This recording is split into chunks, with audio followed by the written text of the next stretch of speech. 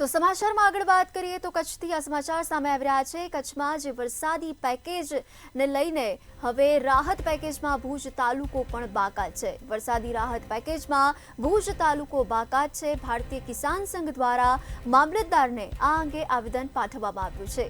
કમોસમી વરસાદે કિસાનોને વ્યાપક નુકસાન થયું હતું અને તેને જ લઈને જે રાહત પેકેજ જાહેર કરવામાં આવ્યું હતું ત્યારે ભુજ તાલુકો બાકાત છે। ખેડૂતોના ઊભા પાકનું ધોવાણ થયું હતું।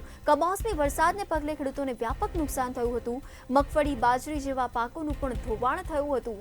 ત્યારે રાહત પેકેજ સરકાર દ્વારા જે બહાર પાડવામાં આવ્યું હતું પરંતુ તેમાં ભુજ તાલુકો બાકાત છે। ગત સપ્તાહે સરકાર દ્વારા રાહત પેકેજ જાહેર કરવામાં આવ્યું હતું।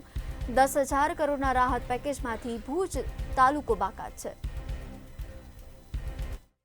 ભારતીય કિસાન સંઘ ભુજ તાલુકા દ્વારા જે ગત 27/9થી સતત 10 દિવસ વરસાદ વરસવાના કારણે જ્યાં ખેડૂતોને મોઢે આવેલો કોળિયો જ્યારે છીનવાઈ ગયો, એમાં છીનવાની વાત કરીએ તો મગફળી જે તૈયાર પાક હતો એ પાક આખો સડી ગયો, ચારો પણ ગયો, કપાસ પણ હતો, કપાસ પણ ઉગી ગયો, જુવાર બાજરી હતા એ પણ ઉગી ગયા।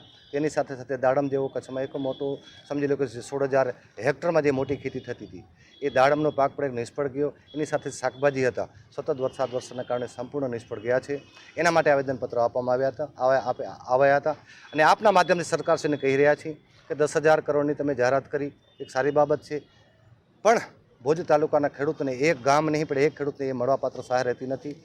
ભુજ તાલુકાના ખેડૂતોનું લગભગ 80થી 90% જેટલું મોટું નુકસાન થયું, છતાં પણ એક ગામ અને એક ખેડૂતને જે સમાવેશ કરવામાં આવ્યો એ દુઃખની બાબત છે। પણ જ્યારે ખેતી પ્રધાન દેશમાં ખેતી કરવી હોય, આ તો કુદરતની કહેર છે, 100% સાચી વાત છે, પણ સરકાર એક માય બાપ હોય અને સરકારશ્રીને આ અનેક વખત અમે રજૂઆત કરી હતી પણ જે તે વખતે સમજી લો કે રજૂઆતે ધ્યાન ન આપતા આજે નછૂટકે અમારા આવેદનપત્રમાં આપવામાં આવ્યું હતું।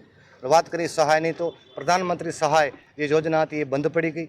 પછી મુખ્યમંત્રી કિસાન સહાય યોજના હતી એમાં પણ સમાવેશ કરવામાં આવ્યો તો 10,000 કરોડમાં સમાવેશ કરવામાં આવ્યો, જેમાં 54 લાખ ખેડૂતો ગુજરાતભરમાં છે।